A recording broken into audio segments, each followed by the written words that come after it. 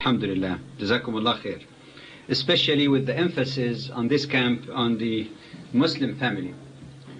For the Muslim family is the most important institution in Islam, and the survival of Muslims in Britain and elsewhere is very much dependent on the health and functioning of that family. And since we are speaking about the Islamic family, not any family, with all the other definitions that we heard of and other definitions offered in the population conference in Cairo, since we talk about an Islamic family, it follows that its objective and its direction should be part of the broader objective of Islam, that is to establish the Khilafah or trusteeship on this earth. It follows from this that any articulation of the role of the Muslim family or the pattern of relationship between its members must be based on the primary sources of Islam. But as Brother Munir said, in this introductory session, it would appear to me, and hope to you also, that any discussion of the details of the family, the specifics, engagement roles, nature of relationship, has to be grounded on our own perception of how men and women stand before Allah subhanahu wa ta'ala. And I hope you forgive me for some of the interruptions from cough. It's just a sort of dry cough. I hope it doesn't bother you much. In fact, from the vantage point of receiving lots of calls and dealing with lots of Muslims in North America and elsewhere, it appears to me that lots of family problems, relational problem in particular, relate to the way people understand the role of men and women in Islamic society. In order to facilitate the presentation and hopefully make you able to follow best, there is an outline that I hope you make sure that you get one. There were some on the chairs already, because I'll follow that with two modifications. That brochure actually is intended for general distribution to Muslims and non-Muslims by way of just giving an outline of the how men and women stand in the sight of Allah. But I'll do in my presentation two modifications to that. One is that the points that I believe that most of you, if not all of you, are familiar with, I'll mention it in a brief way without getting into detailed quotations. But then I'll stop on some of the points that I believe are more controversial and troublesome sometimes when you get into discussions. And I might even add for each of the sections a few additional points also of the more difficult questions faced. This way I hope you will have some discussion which goes beyond the fundamentals, but in the meantime it follows the fundamentals to make it easier for everyone in different levels of understanding to follow.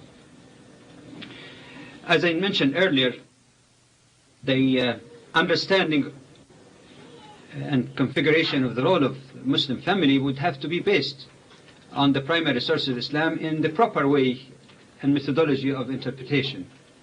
And that's what's covered in Roman 1 in that outline. And basically I just want to emphasize 5 points. Oftentimes observers, especially non-Muslims, make a big mix between what Muslims practice as individuals, families or communities and what Islam teaches.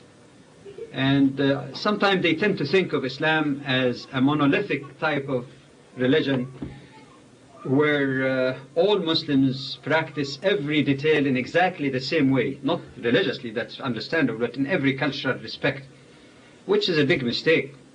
There are basic things, there are a basic core that join all Muslims, but there are diverse cultures also in all continents, all races, and one has to be quite clear on those distinctions that not everything that is found in the so-called Muslim cultures is necessarily Islamic. Second point, is that it is very important for us to focus on what you might call the normative, the foundational, based on the sources of Islam, because that is the criteria or criterion that should be used to judge and evaluate the actions of Muslims. So it's not just a sort of theory, it is a basis to evaluate how we are faring as Muslims in our practices. My third point is that oftentimes you hear people saying, Islam says this, Islam doesn't allow this. And oftentimes what is meant by Islam is my particular interpretation or understanding of Islam, or the particular sheikh or scholar that I follow. And that's why I find it very important to make a distinction between the primary sources of Islam, revelatory, which are based on revelation, which are only two. The Quran, which is the word of Allah subhanahu wa ta'ala, dictated verbatim to the Prophet, it's not his words. And Sunnah, sound Sunnah, because of course, the degrees of Hadith, the sound or authentic Sunnah, or Hadith, the saying of the Prophet, because he received revelation only in meaning, using his own words to express it, but its source, after all, is revelatory. The Quran doesn't show us how to pray, for example. It was revelation to the Prophet to teach us. So it has the same authority, but it's not verbatim words as the Quran is. This, on one hand, should be distinguished from opinions by scholars and jurists throughout history. Mind you, there are certain areas, limited areas, where you have always unanimous opinion of all jurists, in which case the primary sources and secondary sources perfectly merge. But these are limited sources or limited issues. For example, the fact that prayer is required, that there are 5 daily prayers, and the number of units or rak'ahs is that much. There's no difference whatsoever on that. So what the jurist really is saying is not an opinion. It is something which is so clearly founded on the primary sources of Islam that there could be no difference whatsoever. But I must say that these are limited area, because even in the prayer itself, where to put your hands, like Brother Munir said earlier, whether you can combine Maghrib and Isha, some mazhab say you can shorten prayer but not combine, the distance for travel, these are details where there is difference of opinion. And we should never equate an opinion of any scholar, no matter how great or learned he or she might be, to put it exactly on the same level and authority like the Quran and Sunnah and say the Shaykh said this, period. Because there is nobody who's ma'soom, who's totally infallible in terms of conveying the message except the Prophet sallallahu alaihi wasallam. Is that clear? I hope I'm not getting into very ambiguous, but we'll get through this methodology very quickly, but it's important. Number 4, even primary sources of Islam, and that's the reason why scholars differ. Even if you take a text from the Quran and Sunnah, sometimes there are problems of interpretation. Some people may even come up with erroneous interpretations, especially those outside of Islam who are just digging for something rather than trying to understand Islam for what it is. And that's why I'm suggesting, instead of talking about the negative, the positive side, what is the proper methodology of understanding or interpreting any text? Because you'll be confronted with people say, look, your book says this, the Quran says this, it's right there, and give you his own understanding of it. The first thing is that whenever we look at a text, we have to put it in the context. Suppose there is a hadith that speaks about women, or an ayah in the Quran that deal with the issue of women. On the surface, it might give one meaning, but if you relate it to the objective of the Quran, its message, its overall teaching about women, for example, or that particular issue, you'll find that this interpretation is quite faulty. You get my point? So you have to find out what's the overall message and thrust of the Quran and Sunnah. B, sometimes lack of awareness of some occasions or incidents in history surrounding the revelation of the ayah or the hadith of the Prophet ﷺ could lead to very erroneous interpretations. So it sheds some light on its true meaning. Thirdly, oftentimes many of the Western writers, non-Muslim writers, are not very familiar with hadith or saying of the Prophet, hadith literature. And very few really bother to study hadith carefully.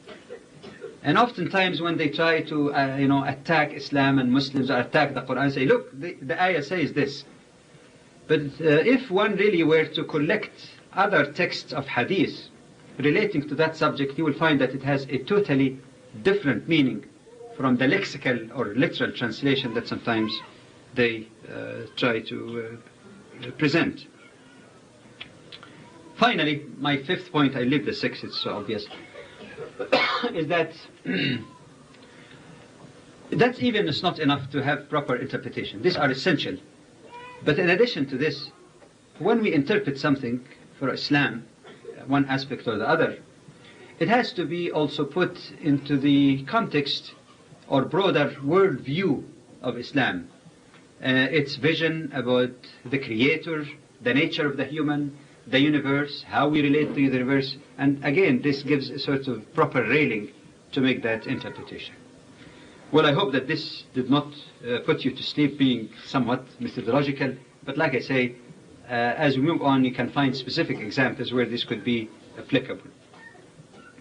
And so far as the subdivision, which is provided in this pamphlet and also for your information, inshallah, very soon a small book about 67 pages is coming up. It's called Gender Equity in Islam, that tackles some of the controversial issues on Muslim women. And the title actually is Equity. I'll comment on the word equity. Why not equality, for example, when we come to the economic issues. So basically in the book, as well as in that outline, I tried to follow a relatively simple framework to follow by looking at the spiritual, economic, social, and political and legal aspects in how men and women stand before Allah subhanahu wa ta'ala. Like I promised you again, you must have heard lots of lectures, read so many booklets and books on the issue of women in Islam. So I'll go lightly on things that I think you know. My apology to the sister, I promised to push that, but my apology.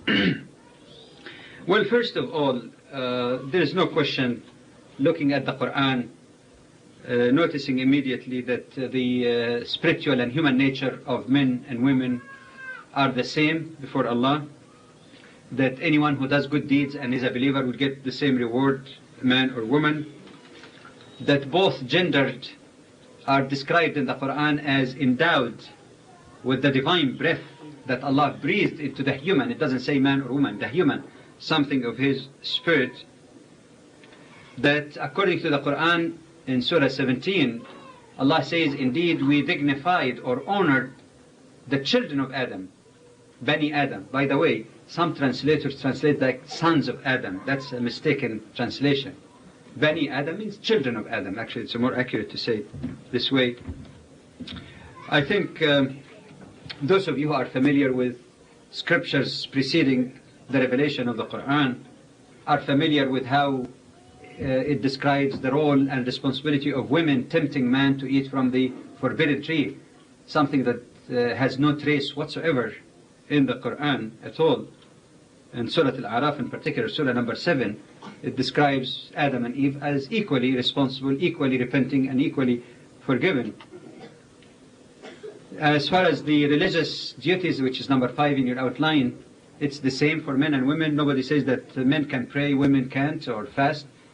The duties is essentially the same. If there are concessions for women, like not requiring them to fast when they are in the later stages of pregnancy or suckling, that's not really to say that they're not qualified for that spiritual exercise, but it's a concession out of consideration of their femininity, their interest, and the interest of their children. But the duty, the 5 pillars of Islam and other moral requirements are shared by both.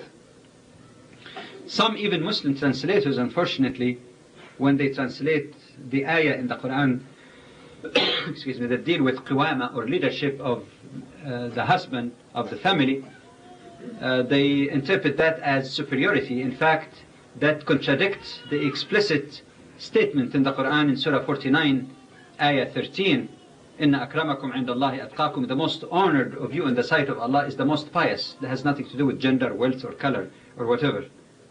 So there's no basis at all to claim any sense of superiority. You could say that Allah subhanahu wa ta'ala endowed different genders, males and females, with different things, but this is not superiority. Overall, there might be some distinction in one side or the other in a given aspect, but there is no overall superiority that I am a superior human to you because I am a female or male, for that matter. But I just address a couple of more points. You must have confronted these questions. Why is it that there are no women prophets in history? That has nothing to do with their spirituality or worshipfulness to Allah subhanahu wa ta'ala. It is a practical question pertaining to the mission of the Prophet. And if you study the history of prophets, not only from the Quran, even reading the Bible, for example, you notice how abused the prophets and messengers were.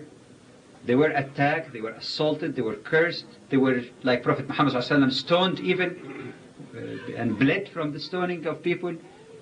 And obviously for a woman, especially if she's pregnant and she's a messenger of Allah and she has to put up with all of that, it doesn't go with her femininity. Furthermore, prophets are supposed to convey the message also, are supposed to appeal to people, not necessarily to agree with what people are thinking, but at least to be effective in communicating with people. And up until the mission even of the last Prophet Muhammad ﷺ, we find all communities, the Arabs, the Hebrew people, Israelites and others, were largely paternalistic type of society. And in these societies, of course, they would be much less likely to listen to the advice of a prophet if he's a female. Indeed, they made the life of male prophets very miserable even for male prophets. How about even a female prophet? And the idea is to get them to believe, to get them to accept.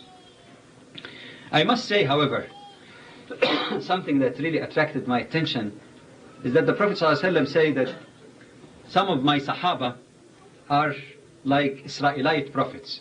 Because you see, the biblical definition of prophet is a little bit loose. So he said some of the companions of the Prophet ﷺ are in the status of prophets in the biblical sense, you might say. And as you know, the companions of the Prophet included males and females for that matter. Another aspect that relates to prophethood, as people who are living in the West, some of you might have been asked that question. Can a woman become a priest or minister like other liberal churches? And say, you see, even churches are developing and you people are so rigid. Can a woman be a priest in Islam? In response to that, we have to be clear, first of all, that to start with, there is no priesthood in Islam. There's no intermediary between Allah and the humans.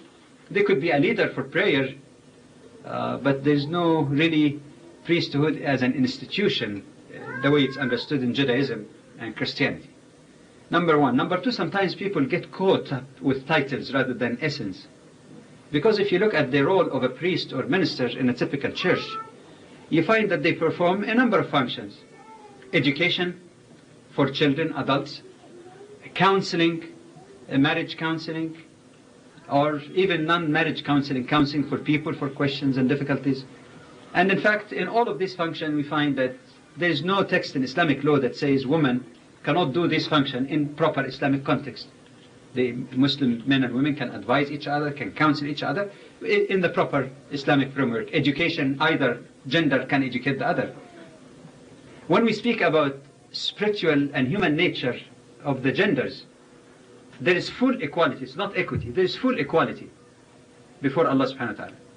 When we deal with economic, social, political roles, functions, complementarity of roles between genders, it does not mean like some feminists, for example, called for that they have to be equal in each and everything. If men are drafted in the army, women should be drafted in the army. Exactly the same kind of, that's too superficial. So if you insist on equality on each and every item, you might actually end up with inequity, with injustice actually being done. But it makes a lot more sense in Islamic perspective to think more of equity, that there could be variations, in financial rights, someone gets more here but less there, somebody gets less there but compensated, so that the totality would be the same. Social functions, social roles, political roles could also be equivalent in total, but not necessarily tit for tat. I thought that this remark perhaps might describe the spirit of what's coming. More specifically, when you get to Roman 3, which is in the second panel, economic aspect, of course the question of economic right, you people in Britain here should appreciate it, because Britain was among the very first European countries to recognize the right of married women to own properties on their own without the control of their husbands. The Married Women Act, or acts actually, a series of acts beginning in 1870, for the first time recognized that right for women. It looks like the idea of Mrs. So-and-so seemed to be a carryover from the period where women did not have a legal entity on their own. So it has to be the husband who controlled the wealth of the family. Here we're talking about Britain, who's much ahead of other European countries. You know, in Switzerland and other places, some of the rights of women were only recognized in the 50s, and some even lingered after that. But you're talking here about the 19th century, almost 1300 years before that. That right was very well established in Islam, and as you know, Prophet Muhammad himself was a business manager to his wife Khadija, who was the real owner of her own wealth. But the second point that sometimes lead to misunderstanding, that some people say that the worth of woman in Islam is half that of man because she inherits, in most cases, by the way, it's not always the case. There are cases where they get the same share. It depends on the degree of relationship to the deceased and so on. But in most cases, other factors being equal, the male inherits twice as much, and as such, her worth is regarded as half. This is exactly similar to the example that I gave you earlier, that you have an equivalent of 1,000 British pound. I have the equivalent, but I say I am superior to you because I came from Canada and I happen to have more Canadian dollars. I get 70 Canadian out of that 1,000, you get 35. I am superior. That's very superficial, isn't it? Because the total is the same, really. So usually when things, again, are taken out of their context, it looks like unfair. But when you consider the financial security and privileges given to women, not men, you find that they are being even more favored than men. When the woman, first of all, is free to own property by way of inheritance or earning, when she gets married, the entire property remains her possession. She doesn't have to spend a penny out of that. In marriage, the marital gift is paid by the husband, not the wife, as we find in some non-Muslim cultures or some Muslim culture that has been influenced by non-Muslim cultures. It is the husband actually who pays gifts and the marital gift. And the Quran says, nihla, which means a gift, a free gift. It's not to go to her parents or to appease her sisters or anything of that nature. It's her personal property. She doesn't have to spend a penny out of that. That during the marital life, she's not responsible for any expense whatsoever, including her own food and clothing and accommodation. And the wealth she acquires or inherits is totally for her own security. And then you get all the guarantees in divorce, the support during the waiting period, which could extend to 9 months if she's pregnant, child support after divorce. Some jurists say that even 1 year support should be provided unless she remarries during that period. In that perspective, then, you see that actually women has been even given greater financial security in consideration of their femininity and the fact that if they have children, they might sacrifice earning money in order to raise their children, so they deserve that additional security. One more point I wanted to add to what is there in the outline also that I think is quite relevant in the West, that in principle there is no prohibition on women working. In other words, it's not haram for women to work. What is forbidden to both genders. If working in a bar, for example, serving drinking is haram for male, it's haram for female, for both of them. What is required to sustain life, then it will be required of both if there is no support, if there is no Islamic support to provide. And this is very practical because some sisters in America, for example, accept Islam. They might be divorcees, they might have children to support, and there's no support financially from the community, and as such they have to work. But of course we have to keep in mind also that a married Muslim woman must secure the consent of her husband to work, because within the Islamic context, if she's giving all that financial security, it is only in return for devoting herself to the function that Islam values very greatly as a mother and homemaker, not housekeeper, homemaker and bringer of this new generation. So there has to be some understanding. However, within Islamic law, if a woman, for example, wishes to pursue a career and want to include that as a condition in her marital contract that her husband will allow her to pursue the career or work within certain parameters, that's also acceptable in Sharia. But the main thing is the spirit of cooperation between husband and wife, the spirit of priorities that is Islamic rather than materialistic. But other than that, husband and wife may work out their problem together. There's no problem. One curious question that came to me in one session in the United States, I never expected that. One sister was asking me, can a husband in Islam force his wife to work because the income is not much? That question really shouldn't arise in the first place. She's exempt. Nobody can force a female in Islam to work. Her father cannot force her to work. Her husband cannot force her to work. It is her own option if she wanted to work.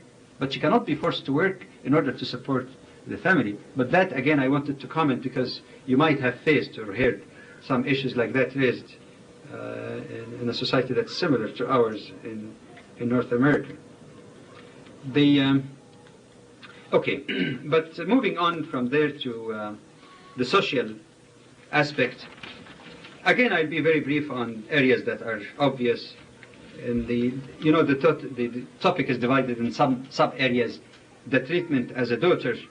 All I wanted to emphasize beside points 1 through 4 in the outline is to clarify a complaint that many young women narrated to me in North America, and you might have a similar case here, that some people, in the name of Islam, in the name of preserving the family and so on, they impose restriction on girls, on the sons, but not daughters. The son, if he wants to go out and date and do all kind of things, the parents somehow claim or pretend they don't see and somehow consent to that. I'm not suggesting here that there should be equality in evil, that the daughters also should be allowed to go out dating. But all I am saying here is that there's some kind of chauvinistic, strange attitude which is totally cultural, but sometimes presented in the name of Islam, that the boy can do whatever he wants, that the girl can't. Of course, the girl should be protected, should be safeguarded, because she's more vulnerable. Of course, you hear a lot more about girls being raped by males, not the reverse. It's seldom you hear the reverse. So, yes, there could be consideration, but it doesn't mean that the moral upbringing is different in terms of sons and daughters. In the second category, or subsection under social, as a wife, that of course we will deal with inshallah tomorrow. But the part that probably will not be dealing with tomorrow is dissolution of marriage. I don't know why it was not included in the program, but I understand, of course, that you want to establish families rather than thinking about dissolution of families.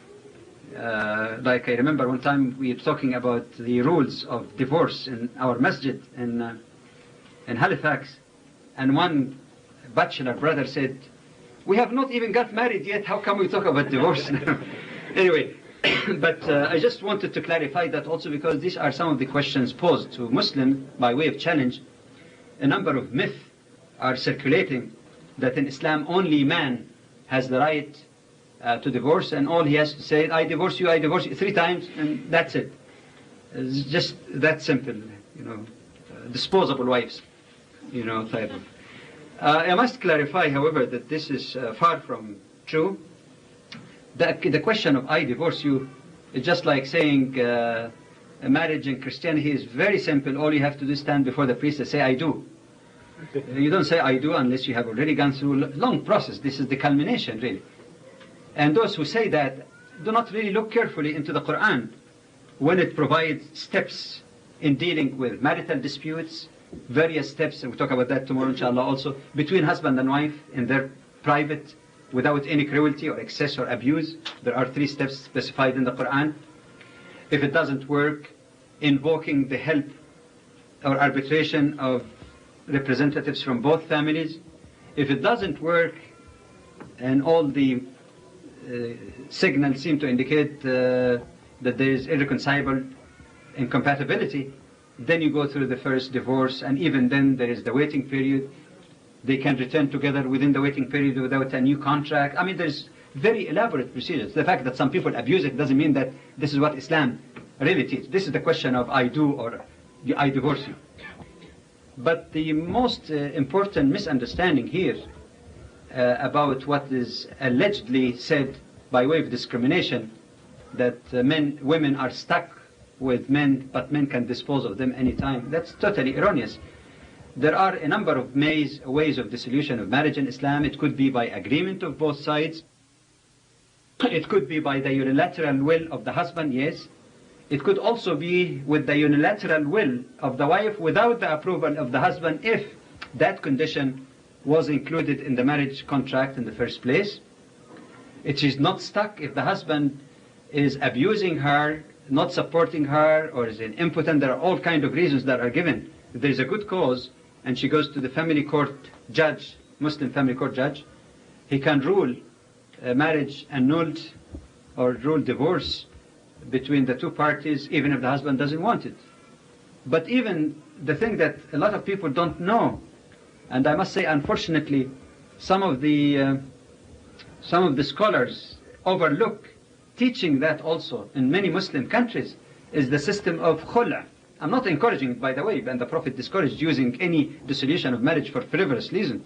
But this is a legal right that everybody should be aware of. And that is the case where a wife even doesn't have a cause.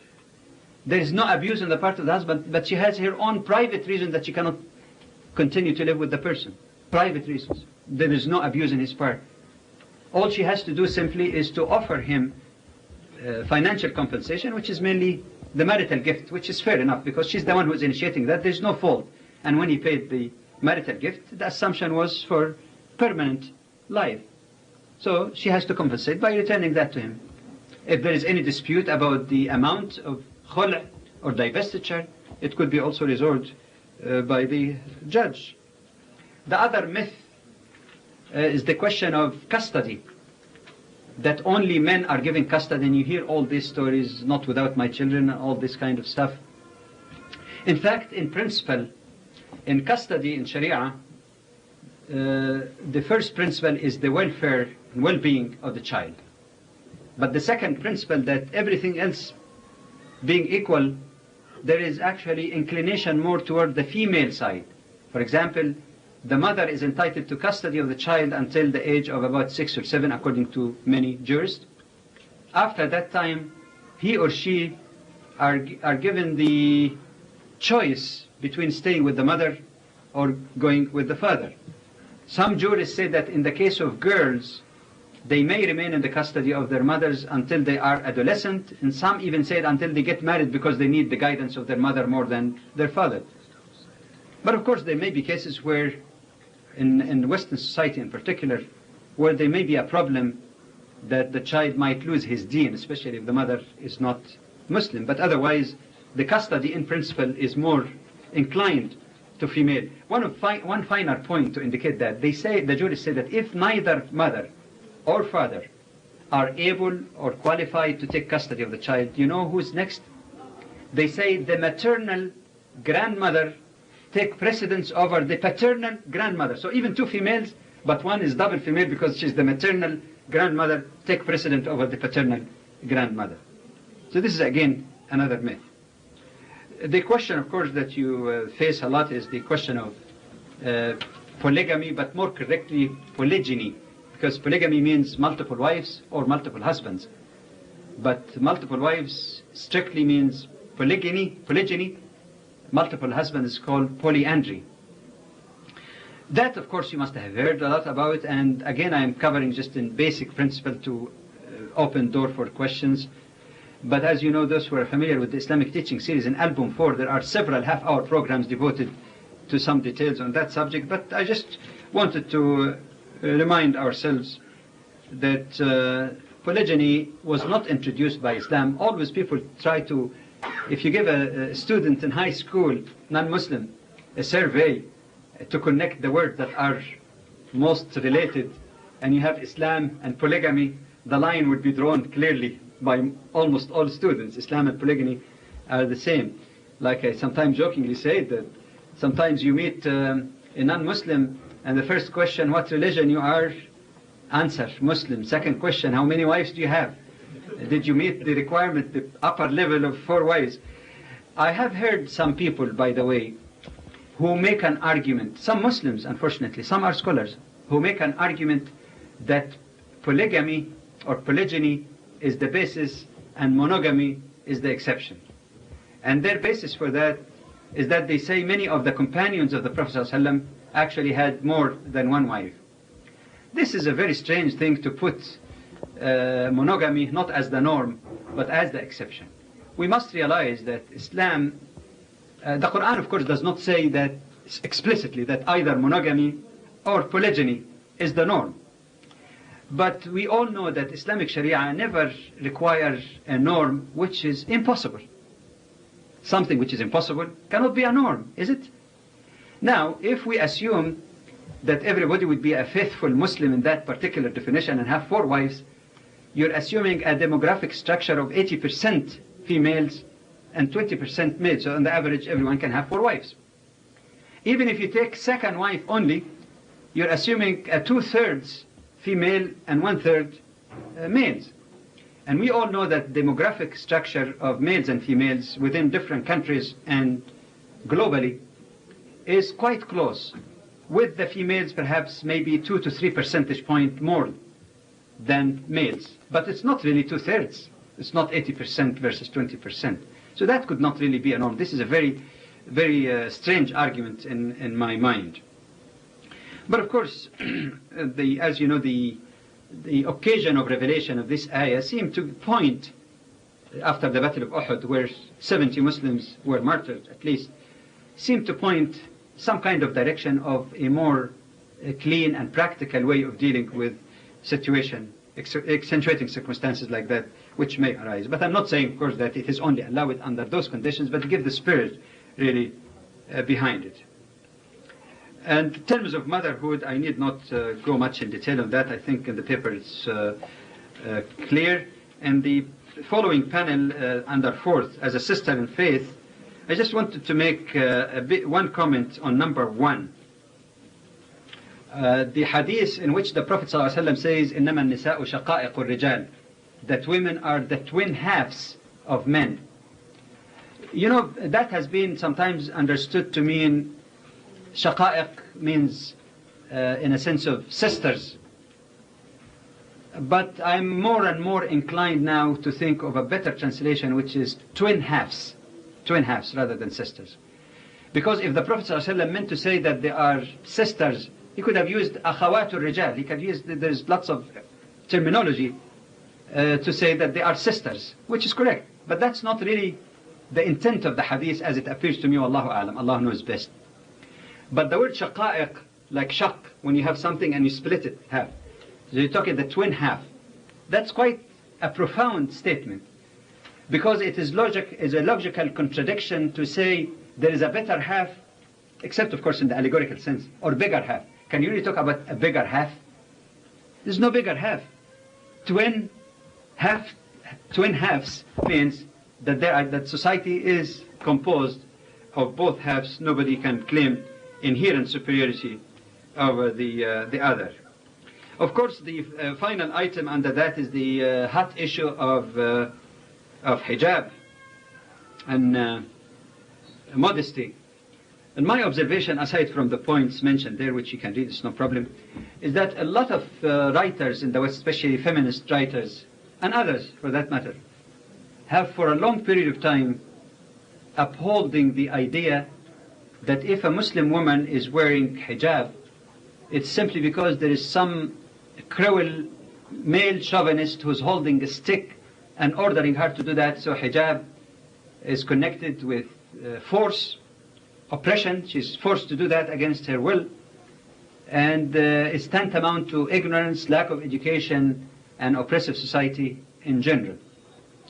The big fault or flaw in that kind of so-called scholarly analysis is that it never really considered the phenomenon of women who were never raised in an Islamic society, who were born in Western society, whose values are quite different in terms of the matter of female dress.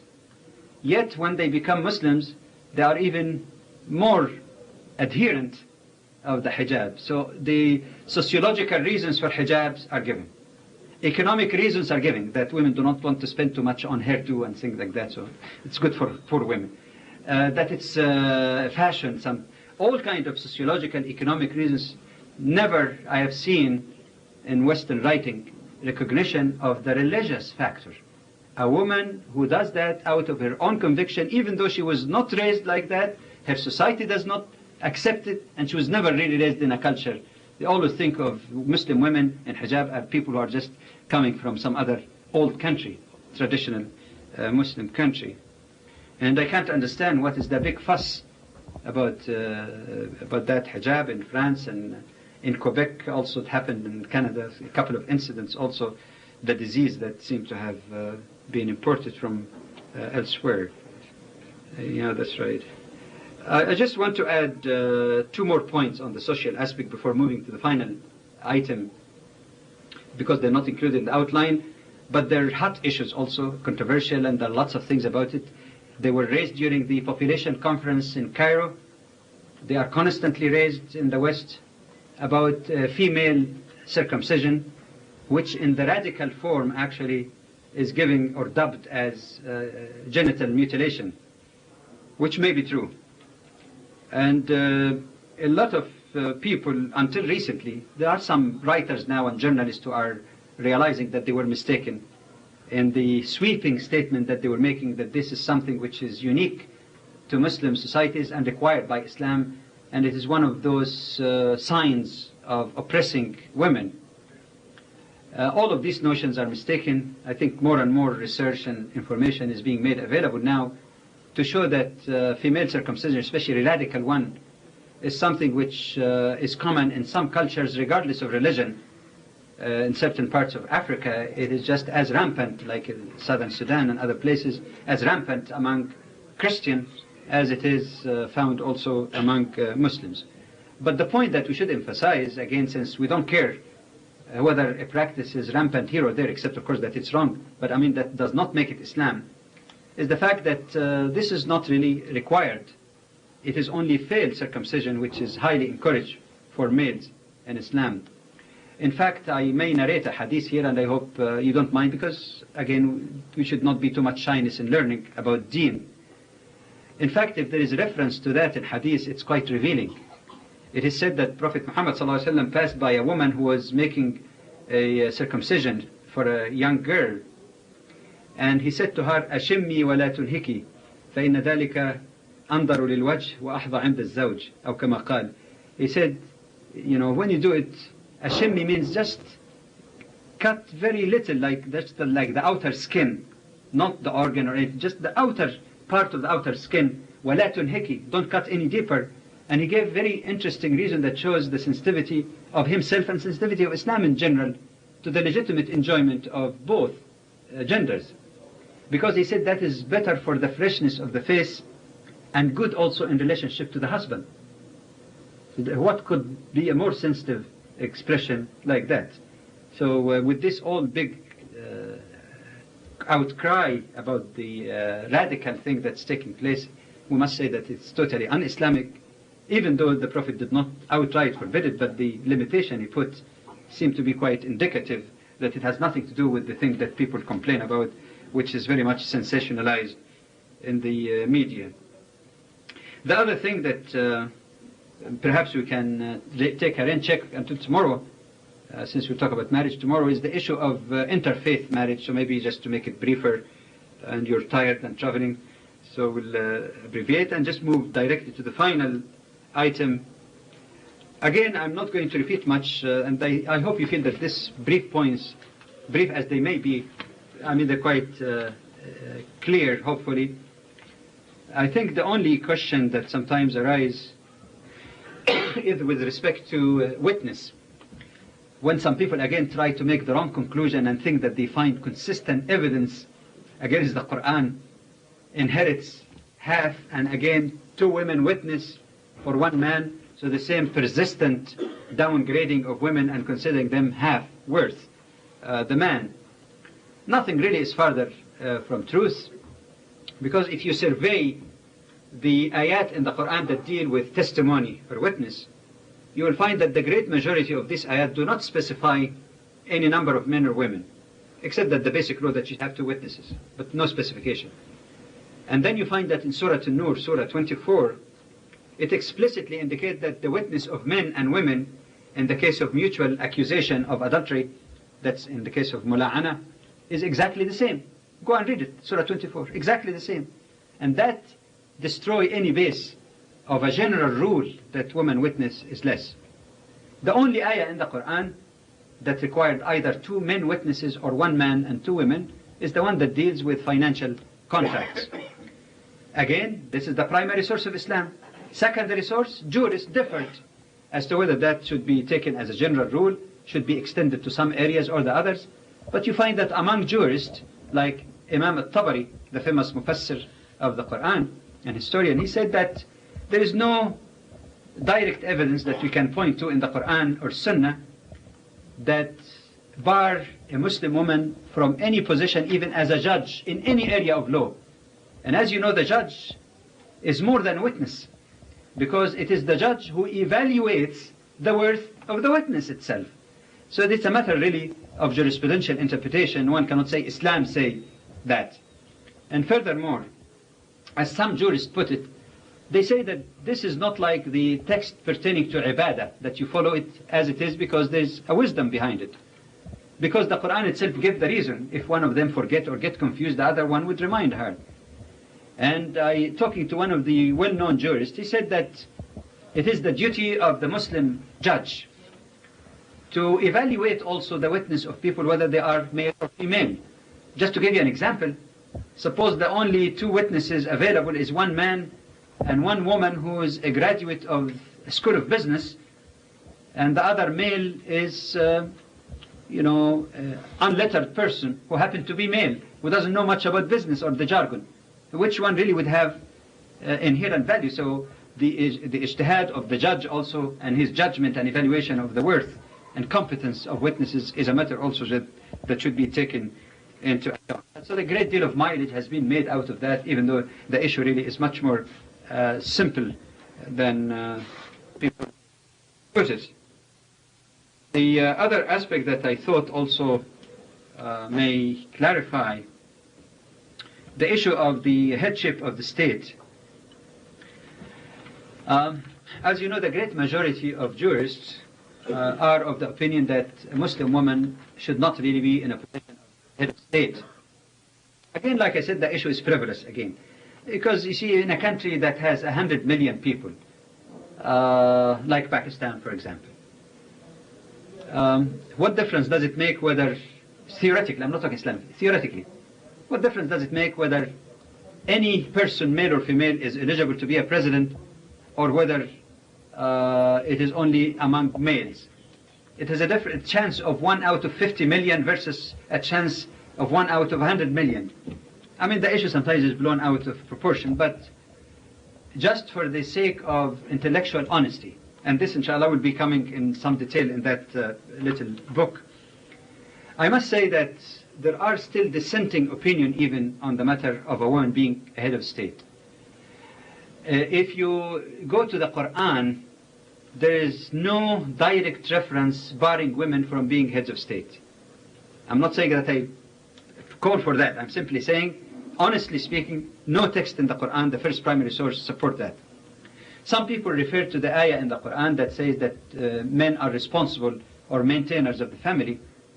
But that, and they said if the husband is the head of the family, then obviously he should also be the head of the state. But even if you agree with the conclusion, I don't agree with the reasoning. It's a very weak reasoning, because the ayah that deals with leadership deals with the family arrangement, which involves social as well as economic relationship. But the argument has been better based on the hadith narrated by Abi Bakr, not Abu Bakr, the companion, it's another person, Abi Bakr, in the battle of the camel, when he said, I heard the Prophet ﷺ said, when he heard that the Persians appointed a queen to be the head of the state, he said, people will not succeed when they have a woman as their leader, but leader here does not leader in any respect, leader means head of state in that particular context. The majority of Muslim jurists, with good reason, interpret that to mean that it's not really to say that women cannot qualify to be heads of state. There are a lot of women who can do a much better job than the lousy job done by the male leaders of Muslim countries today, there's no question. But perhaps for other reasons, in terms of the duties of the head of the state, sometimes leading the prayer, leading the armies, meeting privately with the heads of other states or their representatives who are mostly males in privacy, which is not very much with the etiquette. There are a number of reasons that they gave. But for the sake of intellectual honesty also, I must say that there are some scholars also who disputed that interpretation. Inshallah, again, like I said, there will be details on that. And some of the grounds they gave is that this could have been a statement, but not necessarily a categorical statement that applies to all circumstances and all cases, but may be applicable to societies where men give up their duty and their responsibility in the external function of society, that women are the ones who are running the society rather than paying attention to the function they can do best as mothers and wives, with the roles complementary between both sides. Abu Ya'la al-Farra, who is well known for his writings on the system of government in Islam, when he discussed the conditions that should be there as qualification for the head of the state, he did not include the question of gender. And some people like Zafir al-Qasimi and Muhammad Izza Darwaza made an argument, perhaps that the unanimity that Imam al-Haramain al-Juwayni once said that all the ulama agreed unanimously that women cannot be head of state is not really as unanimous as is claimed to be. Now, I'm not necessarily propagating this idea, and I think it's reasonable, but I'm saying that theoretically speaking, one cannot really have a very conclusive basis for that. Nor should we simply try to push women to be heads of state in order to say to the West, look, we are modernized, we are also advanced, our women are heads of state. Because in the few cases where we have some women as heads of state, unfortunately they are not committed women, but secular type of women, which is even more damage to the Islam and the Muslim Ummah. But I thought, at least for honesty, I must bring to your attention that there is even dissent in that particular issue. But you can. There was a question, by the way, we're not ducking it. It's about some hadith about women. Could you please explain the Islamic analogy of a woman being likened to a rib? Well, first of all, there is no text that I know of that really is analogous to what you find in the Bible, for example, talking explicitly that God took Adam, let him sleep, and then when he was sleeping he took a rib, and out of that he made a woman. We don't find such an expression really in the Quran or hadith of the Prophet ﷺ. However, there is one hadith that I was planning to cover tomorrow on this controversial hadith, but since it was asked, it's one of the brief ones that we can address quickly. The Prophet ﷺ begins the hadith, and that's significant, by saying, "Istawsu bin nisa'i khayra." I commend you to be good to women, to be kind. That means to women. He says, for a woman is created from a curved rib. I prefer to use the term curved rather than crooked. A'waj in Arabic. The word crooked has a very negative connotation. But actually, curved is a better word. Curved rib. A'waj, it's not straight. It has its curvature. And then he says, the most curved part of the rib is the top of it.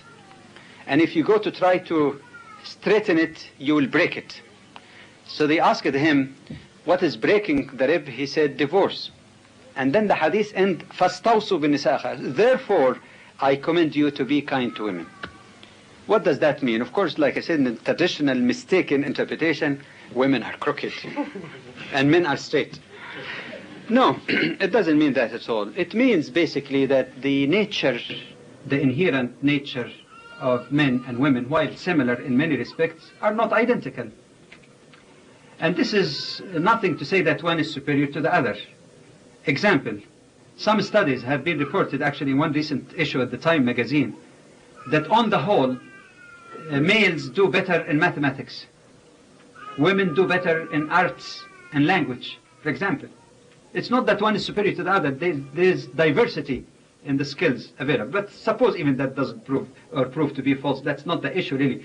But basically, it says that men, for example, may, in most circumstances, think in a more rational or objective way, or just like straightforward type of thing. Women tend to be more artistic. The notion of feeling and emotion is very much there. That's why you have them more in arts. Okay? So their curvature is different from men in terms of decision making. And since the hadith begins and ends by commending people to be kind to women, it means that you should consider their nature and don't try to force them against their nature. The curve is like that, but you say, I must make that rib straight, forcing her against her will to think and act like you, man. That is not appropriate. You should accept the variations in nature. That is the way I understand the hadith, which is consistent with other ayat and hadith in the Quran that never attributed crookedness to one gender or the other. Okay, so much for that. I'd like just to come to some conclusion in this highly capsulized presentation, or not so capsulized, that we have to really be honest with ourselves and with Allah subhanahu wa ta'ala. Never to defend something which is done by Muslims, individuals or countries, simply because they are Muslims. We have to be steadfast, adhering to the truth, especially the things that are clear in the primary sources of Islam. We should never hesitate to say it quite clearly and honestly to Muslims and to non-Muslims alike, that this practice, even though many Muslims, even most Muslims are doing, is not Islam. And that the struggle, real struggle really should be towards the pure Islam, Islam which is wasat, means best, not extreme in one side or the other, following the sunnah of the Prophet ﷺ and the model of the early Muslim community. I hope that this will set the tone, inshallah, for dealing with the specifics of the family, in the hope that this would be the underlying attitude in the perception of role of men and women in society. Jazakumullahu khairan. Assalamu alaikum.